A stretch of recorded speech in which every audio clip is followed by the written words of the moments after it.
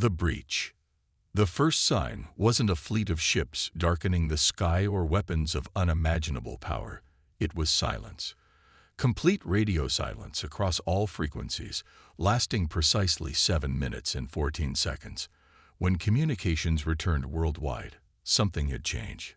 Commander Eliza Chen stood on the observation deck of the International Space Station, her practiced calm masking the storm of emotions beneath. Through the reinforced viewport, Earth hung suspended in the void, beautiful and fragile. The same Earth that had just received an ultimatum from beings claiming to represent something called the Galactic Hegemony. Commander, UN Security Council is requesting your presence at the emergency briefing. Lieutenant Park's voice crackled through her comms unit. I'll be there momentarily, Chen replied, taking one last look at her homeworld. Somewhere down there, her teenage daughter was probably watching the same emergency broadcasts as everyone else, wondering if the world was ending. It might be, Chen thought grimly. The transmission had been simultaneously broadcasted on every communication device on the planet, in every language. The message was simple yet devastating. Earth was to surrender unconditionally to the galactic hegemony within 30 days or face nullification. No explanation was provided for why Earth had been targeted. When Chen joined the video conference, she found herself facing a panel of ashen-faced world leaders. Commander Chen, we value your perspective as someone currently off-world, began Secretary General Okafor of the United Nations. Our astronomers have detected multiple objects decelerating at the edge of our solar system. Your station has the best observation equipment. What can you tell us? Chen pulled up the data her team had compiled. 7 objects, approximately 2 kilometers in length each. They're moving in formation and will reach Earth orbit in approximately 28 days. Their technology is unlike anything we've encountered before. They're bending space-time around themselves. The Chinese premier leaned forward. Is there any possibility this is some kind of elaborate hoax? I'm afraid not, sir, Chen replied. The physics we're observing is real and far beyond our current capabilities. Then we have a decision to make, said the American president, her voice steady despite the circumstances. Do we attempt communication, prepare our defenses, or consider their terms? We must try all diplomatic channels first, insisted the European Union representative. Perhaps there's been a misunderstanding. A cynical laugh came from the Russian Federation's president. A misunderstanding. They've made their intentions perfectly clear. We must mobilize every military asset immediately. As the argument intensified, Chen noticed Dr. Vikram Sani, the renowned physicist, waiting patiently at the edge of the frame. When acknowledged, he cleared his throat. There's something else you should know, Sani said. During the 7-minute communication blackout, we recorded unprecedented energy readings globally. Whatever technology they used to broadcast their message simultaneously worldwide, it also scanned us. Thoroughly. Scanned, echoed Secretary General Okafor. For what purpose? That's what troubles me, Sani continued. The energy patterns suggest they were particularly interested in human neural patterns and DNA sequences. They weren't just delivering a message, they were collecting data. A heavy silence fell over the meeting. They're looking for something specific, Chen said finally. Something about us. That's why they targeted Earth specifically. But what could humanity possibly have that would interest a civilization capable of interstellar travel? Asked the Japanese Prime Minister. The question hung unanswered as the conference continued into the night. In the days that followed, humanity responded as it always had to existential threats, with equal measures of panic and determination. Religious congregations swelled, doomsday preppers vindicated themselves, and scientists worked around the clock searching for answers or defenses. Governments worldwide declared states of emergency, and for once, international cooperation superseded political rivalries. Dr. Maya Harrison examined the brain scan results with increasing fascination. As the head neuroscientist at CERN's newly formed Human Potential Project, She had been tasked with investigating any unique aspects of human neurology that might explain the hegemony's interest. "Look at these readings," she said to her colleague, Dr. Quayne Cozy. "Since the alien transmission, we're seeing unprecedented synchronization patterns across test subjects globally." Nkosi frowned at the data. "It's almost as if their message triggered something dormant in our brains." "Exactly," Harrison agreed. "And the effect is growing stronger as those ships get closer." Their conversation was interrupted by the arrival of Major Gabriel Rice, the military liaison assigned to their project. "Doctors, there's been a development," Rice announced. "The objects have accelerated. New arrival estimate is 15 days, not 28. Harrison felt her blood run cold. "They're not giving us the full 30 days they promised." "No," Rice confirmed grimly. "And there's more. We've received a response to our communication attempts." The hegemony's second message was briefer than the first. It stated simply that Earth harbored the Nexus potential and was therefore subject to Hegemony Protocol 7, requiring immediate containment or elimination. No further explanation was provided. The term Nexus sent researchers worldwide scrambling to understand its significance. Ancient texts were re-examined, mathematical models constructed, and remote viewing programs reactivated. Yet the breakthrough came from an unexpected source. Amara Bailey was a linguistics professor at Oxford with no security clearance or connection to the official response efforts. What she did have was synesthesia, a neurological condition where stimuli in one sensory pathway triggered experiences in another. For Amara, certain sounds produced vivid visual patterns. When the hegemony's message played, she saw something extraordinary. "It's not just words," she explained to the hastily assembled panel of experts who had flown her to Geneva after her discovery went viral. "There's a secondary message encoded in the harmonics, a message my brain interprets visually." She projected her rendering, intricate, interlacing patterns reminiscent of neural networks and cosmic filaments. "I believe this is a representation of what they call the Nexus," she continued.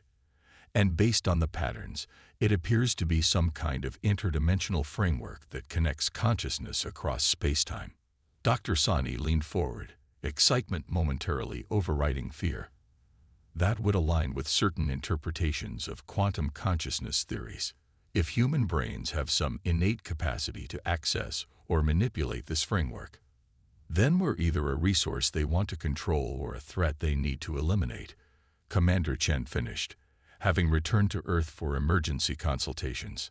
Harrison's team quickly confirmed that the patterns in Amara's renderings matched the unusual brain synchronization they'd been recording. Something was awakening within humanity, triggered by proximity to the approaching alien fleet.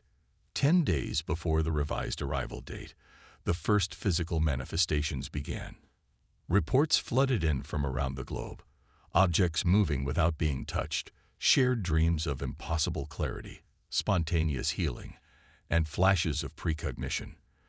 The phenomena were isolated but increasing in frequency. The hegemony ships entered Earth orbit precisely on schedule. They positioned themselves equidistantly around the planet, their massive hulls reflecting sunlight like artificial moons. For 24 hours, they took no action, no further communication.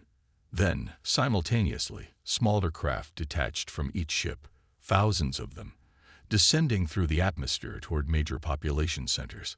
Earth's combined military forces launched their carefully planned defense, knowing it was likely futile but unwilling to surrender without resistance. What followed surprised everyone. The alien craft bypassed military installations entirely, focusing instead on seemingly random locations worldwide. They deployed devices that burrowed into the ground, creating a network of unknown purpose. No weapons were fired, no cities destroyed.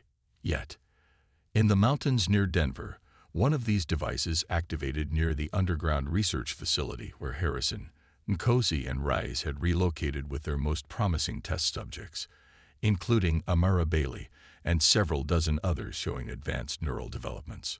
The moment the alien device went active, Every subject in the facility collapsed simultaneously. When they regained consciousness hours later, they were changed. Amara was the first to demonstrate what had happened. Standing in the center of the research lab, she extended her hand toward a coffee mug on a distant table. The mug slid toward her with increasing speed until it flew into her waiting palm. "I can see it," she whispered, her eyes wide with wonder and fear. "I can see the nexus." One by one, the other subjects demonstrated similar abilities: telekinesis, telepathy, precognition. Whatever the alien devices were designed to do, they had accelerated the awakening already in progress. Major Rise received an urgent communication from what remained of military command. "The hegemony has issued their final statement," he informed the group. "They say they've activated the suppression network and expect all Nexus capabilities to be neutralized within 48 hours. After that, they'll accept our surrender." Dr. Harrison looked around at her subjects, ordinary humans now displaying extraordinary abilities. "They're wrong," she said with growing confidence. "Their network isn't suppressing anything. It's accelerating it." Commander Chen, who had joined their facility after the orbital insertion, nodded in agreement. "The question is, why would they make such a fundamental error?" Amara's eyes suddenly unfocused, as if seeing something beyond the room. "They didn't," she said softly. "This is a test. They're forcing our evolution to see if we're viable." "Viable for what?" Rise demanded. "I don't know yet," Amara admitted. "But I'm starting to see connections. To each other, to the Earth, to the stars, and to others beyond the hegemony. We're not alone in this fight." As night fell over the research facility, the group made their decision. They would not wait for the aliens' 48-hour deadline. The abilities emerging among them were growing stronger by the hour. If the hegemony wanted to witness humanity's potential, they would get their demonstration. "We need to understand what we're becoming," Harrison cautioned, "before we confront them." "No," Chen countered, her military training giving way to a new intuition. "We need to act while they still think we're contained. Whatever this nexus is, it's clearly something they both fear and desire." Under the watchful eyes of the massive alien ships overhead, humanity stood at the precipice of transformation. The breach had occurred, not just of Earth's defenses, but of human potential itself, and the consequences would reshape the galaxy. The resistance. Dawn broke over the Rocky Mountains, revealing a world transformed overnight. The hegemony's suppression network, or acceleration network, as Harrison's team now called it, had affected far more people than initially estimated. Reports filtered in from secured channels. Thousands, perhaps millions of people worldwide were manifesting abilities. Major Gabriel Rice paced the command center, which had been hastily expanded to accommodate the influx of activated individuals being brought in from surrounding areas. Military discipline was fraying at the edges as soldiers witnessed phenomena that defied explanation. "We need to establish protocols," Rise insisted, addressing the impromptu leadership council. "These abilities need to be categorized, controlled." "Controlled," interrupted Jonas Chen, Commander Chen's 17-year-old daughter, who had been evacuated to the facility when the alien ships arrived. "That's exactly what the hegemony is trying to do, control us." The teenager had shown remarkable telepathic abilities, able to connect minds across great distances, a talent that had proven invaluable as conventional communications grew increasingly unreliable under alien interference.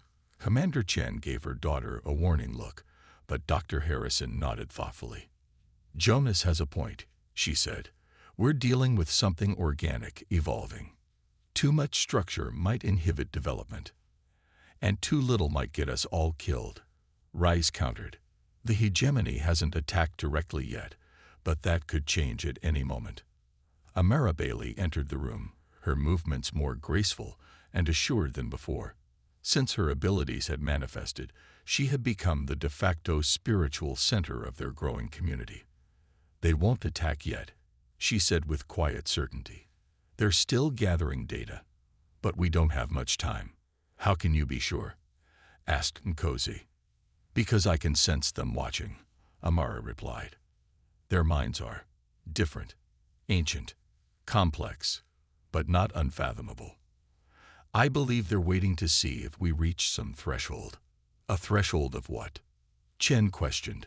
"Connectivity," Amara answered, tapping her temple. "The Nexus isn't just about individual abilities. It's a network, growing stronger as more minds join it." Jonas nodded enthusiastically.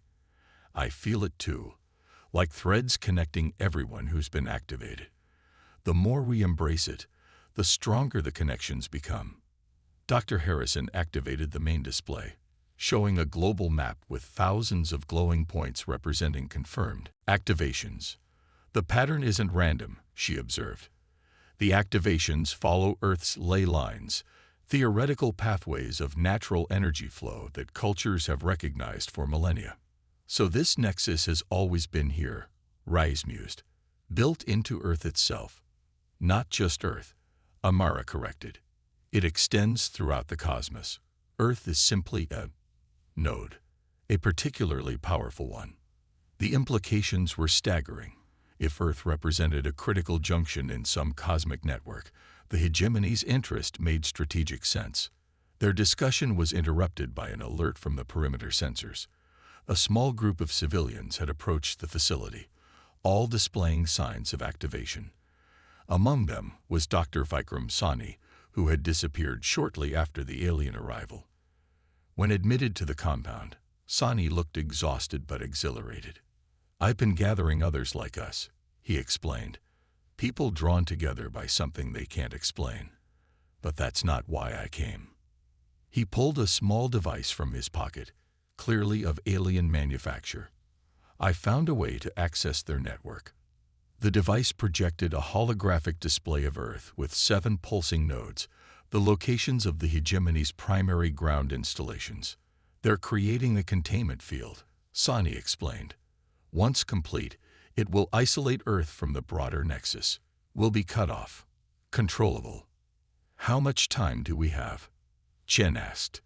36 hours until the field is operational," Sani replied grimly. The revelation galvanized the group into action. If they couldn't prevent the containment field from activating, humanity would lose its newfound connection to the Nexus before they even understood its potential. By midday, they had formulated a plan. Simultaneous strikes against all 7 hegemony installations. It was audacious, perhaps suicidal, but the alternative was submission. "We don't have enough military assets to target all locations," Rise pointed out. "We don't need conventional weapons," Amara countered. "We need Nexus-activated individuals, people who can disrupt their technology directly." Jonas, whose telepathic range had been expanding hourly, volunteered to coordinate the scattered resistance groups that had formed worldwide. Through her, they established a makeshift command structure that bypassed traditional military hierarchies, uniting civilians and soldiers under a common purpose. As preparations continued, Dr. Harrison worked with the most advanced activates to explore the limits of their abilities. Some could manipulate matter at a distance, others perceived future probabilities, and a few demonstrated healing capabilities beyond anything medically possible. "These aren't random superpowers," Harrison explained during an evening briefing. "They're expressions of consciousness interfacing directly with fundamental forces, the building blocks of reality itself." Nkosi added, "And they appear to be complementary. When different ability types work in concert, the effect is exponentially stronger." This discovery led to a restructuring of their attack plan. Instead of random groupings, they began forming balanced teams with complementary abilities. Telekinetics paired with precognitives, telepaths with healers. Meanwhile, the hegemony maintained its orbital presence, the massive ships casting shadows across major cities during daylight hours, a constant reminder of their technological superiority. Their ground forces, primarily automated drones and robotic constructs, continued expanding the suppression network without direct conflict. 24 hours before their planned offensive, disaster struck. A hegemony patrol discovered one of their forward staging areas near the Vancouver installation. The ensuing confrontation provided the first real test of human abilities against alien technology. The reports were both encouraging and sobering. Activated humans had successfully repelled the initial attack, destroying several hegemony drones through coordinated Nexus abilities. But the victory came at a cost. 3 dead, a dozen injured, and worst of all, the hegemony now aware that humans were organizing resistance. In response, the aliens accelerated their timetable. The containment field would now activate in 12 hours, not 36. "We need to move immediately," Rais urged, addressing the assembled team leaders through Jonas's telepathic network. "Full deployment, all 7 targets simultaneously." "We're not ready," objected Harrison. "The teams need more time to integrate their abilities." "Time is the one luxury we don't have," Chen stated firmly. "We go with what we have." As darkness fell, 7 strike teams deployed across the globe, each targeting a hegemony installation. Team Alpha, led by Commander Chen herself, would attack the primary node in the Rocky Mountains, less than 50 miles from their base. Dr. Harrison remained at the facility with Jonas, who would serve as their communications hub. Through her expanded consciousness, they could monitor all 7 operations in real time, an unprecedented level of battlefield awareness. Rais led Team Bravo toward the Canadian installation, while Amara accompanied Team Charlie to the Sahara node. The remaining teams, comprised of military personnel, scientists, and civilians united by their newfound abilities, headed for installations in Brazil, Russia, Australia, and Japan. As Chen's team approached their target, the alien structure came into view, a towering obsidian spire surrounded by smaller support facilities, all humming with energy that the activated humans could perceive as distortions in the Nexus. "Remember the objective," Chen reminded her team through their telepathic link. "We don't need to destroy the installations completely, just disrupt the synchronization long enough to prevent the containment field from forming." The attack began precisely at midnight UTC. Across 7 continents, humans with newly awakened abilities launched themselves against the most advanced technology in the galaxy. Team Alpha's approach was textbook military precision, enhanced by precognitive awareness that allowed them to anticipate defensive measures before they activated. Telekinetics dismantled outer defenses while telepaths confused the facility's semi-autonomous systems. Chen watched in awe as a young woman who had been a college student just days ago dismantled a hegemony drone with nothing but focused thought, separating its components mid-air before it could target their position. "The inner chamber is 3 levels down," reported their scout, a former architect whose spatial perception had expanded to include structures hidden from normal sight. "That's where the field generator is located." As they penetrated deeper into the facility, resistance intensified. The hegemony deployed more sophisticated defenses, adaptive systems that learned from each encounter, becoming more resilient to Nexus abilities with each engagement. Through Jonas's network, Chen received updates from other teams, all facing similar challenges but making progress. Team Charlie, with Amara's unique insights, had already reached their generator. Teams Delta and Echo were encountering heavy resistance, but holding their own. Then, without warning, a new presence manifested within the hegemony facility, something different from the automated systems they'd faced thus far. "Sentient contact," Jonas's voice echoed in their minds, tense with effort. All teams reporting the same. "The hegemony has deployed." Overseers. For the first time, humans came face to face with the intelligence behind the invasion. The beings were tall, gray-skinned, with elongated limbs and eyes that reflected light like polished metal. They moved with unsettling grace and projected an aura of ancient awareness that even the non-activated could perceive. Most disturbing of all, they wielded the Nexus with practiced skill, countering human abilities with precise, overwhelming force. Team Foxtrot was the first to fall, their telepathic link severed abruptly. Team Golf reported heavy casualties before their connection went silent as well. "We're outmatched," Rais admitted through the network, his team pinned down by hegemony forces. These overseers have been using the Nexus for millennia. We've had days. But even as despair threatened to overwhelm the resistance, something unexpected occurred. The more the overseers exerted their Nexus abilities, the stronger the human connection grew, as if their advanced manipulations were unintentionally teaching humanity how to access deeper levels of the cosmic network. Amara was the first to recognize the phenomenon. "They're showing us the way," her voice resonated through Jonas's network. "Don't resist their techniques. Observe them. Adapt them. Make them your own." The strategy shift rippled through the remaining teams. Instead of direct confrontation, they began moving like water around stone, flowing, adapting, learning from each engagement. Human creativity and adaptability, it seemed, offered advantages even against beings with vastly more experience. In the Rocky Mountain facility, Chen's team reached the central chamber after absorbing and repurposing the techniques used against them. The generator loomed before them, a crystalline structure pulsing with energy that distorted spacetime around it. "We need to disconnect it from the network," explained their technical specialist, fingers tracing patterns in the air as he interfaced with the alien technology through the Nexus. "How much time do we have?" Chen asked, maintaining defensive positions around the chamber. "Less than 5 minutes before synchronization," Jonas replied through their link, her voice strained from maintaining connections across global distances.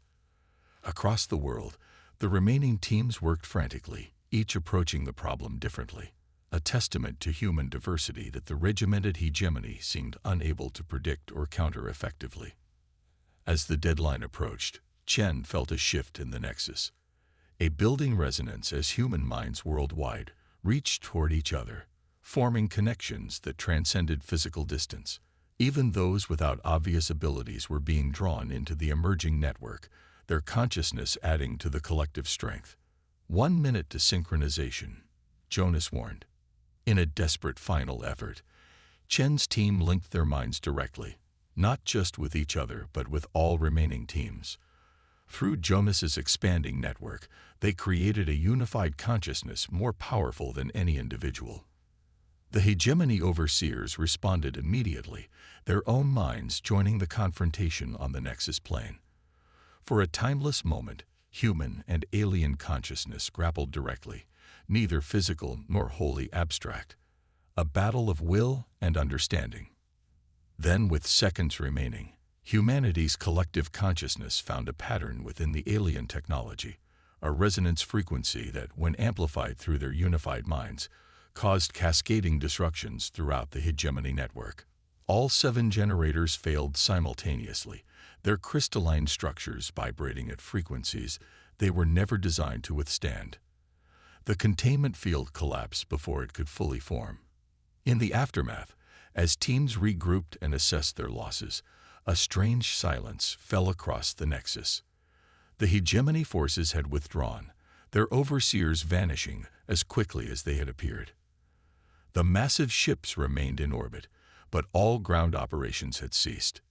"Did we win?" someone asked as Chen's exhausted team emerged from the partially collapsed facility. Chen looked to the sky, where the alien ships hung like silent judges. "No," she replied honestly. "This was just the first battle." Through their strengthened Nexus connection, every activated human felt the truth of her words. The hegemony hadn't retreated. They were reassessing, adapting their approach. But so was humanity, growing stronger with each passing hour as more minds joined the expanding network. The resistance had proven itself against overwhelming odds, but the war for Earth's future and humanity's place in the cosmic nexus had only just begun.